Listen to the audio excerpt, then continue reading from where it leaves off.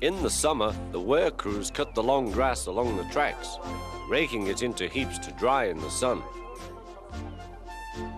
At this time of year, Percy stops where they have been cutting. The men load up his empty wagons and he pulls them to the station.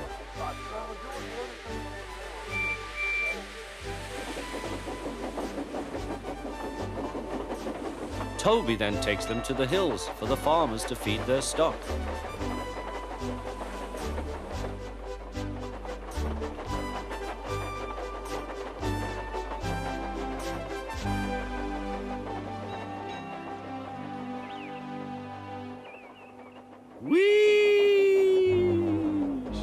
Percy gave a ghostly whistle. "Don't be frightened, Thomas," he laughed. "It's only me." "Your ugly phiz is enough to frighten anyone," said Thomas. "You're like... ugly indeed. I'm a green caterpillar with red stripes," continued Thomas firmly. "You crawl like one too." "I don't." "Who's been late every afternoon this week?" "It's the hay." "I can't help that," said Thomas. "Time's time, and Sir Topham Hatt relies on me to keep it."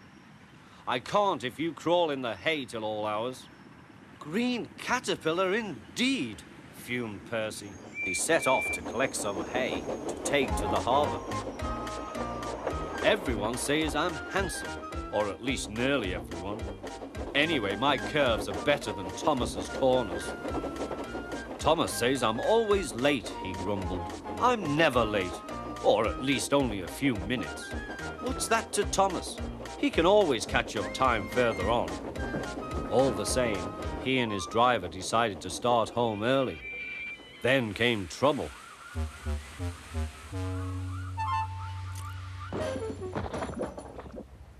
A crate of treacle was upset all over Percy. Percy was cross. He was still sticky when he puffed away. The wind was blowing fiercely. "Look at that!" exclaimed the driver. The wind caught the piled hay, tossing it up and over the track. "The lion climbed here."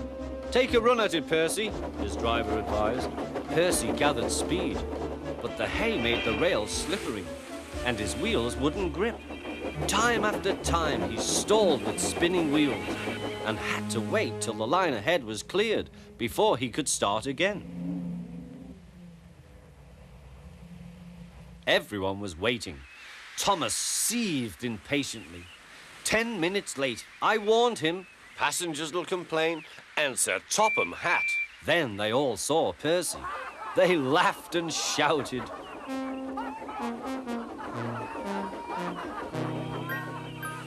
"Sorry I'm late," Percy panted. "Look what's crawled out of the hay," teased Thomas. "What's wrong?" asked Percy. "Talk about hairy caterpillars," puffed Thomas. "It's worth being late to have seen you."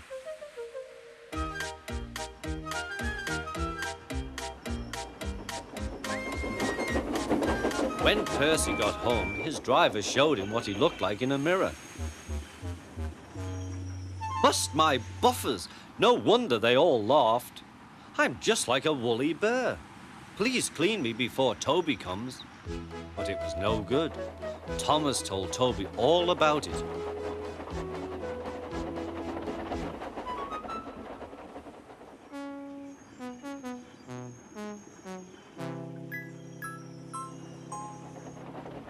Instead of talking about sensible things like playing ghosts, Thomas and Toby made jokes about woolly bear caterpillars and other creatures which crawl about in hay.